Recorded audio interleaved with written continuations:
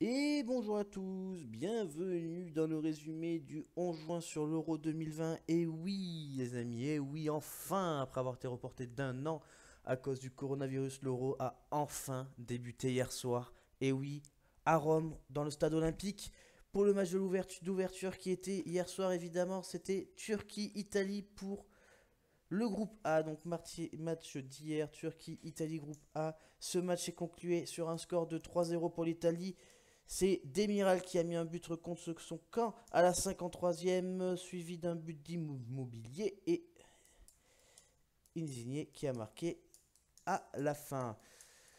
À la 79e, l'Italie qui a totalement dominé le match face à la Turquie, qui a très très bien commencé cet euro avec une Turquie où on l'a vu qui a très bien défendu au début du match, mais qui avait beaucoup de mal sur les contre-attaques. Et ça se voyait, hein. Enfin, l'Italie a totalement, ça s'est vu, l'Italie a totalement dominé son sujet. On a eu un penalty non sifflé pour l'Italie, une main très litigieuse à la fin de la première mi-temps, mais bon. Le score quand même y est. On peut voir sur les stats, l'Italie 24 tirs, 8 tirs cadrés. La Turquie 3 tirs, 0 cadré. Et puis bon, les stats parlent d'elles-mêmes et elles vont avec le score évidemment.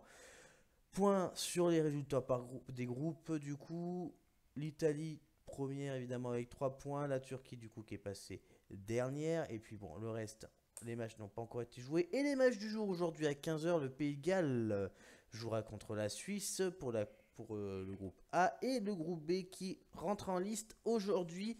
18 h Danemark, Finlande et 21 h la Belgique contre la Russie-Belgique, l'un des favoris de cette compétition.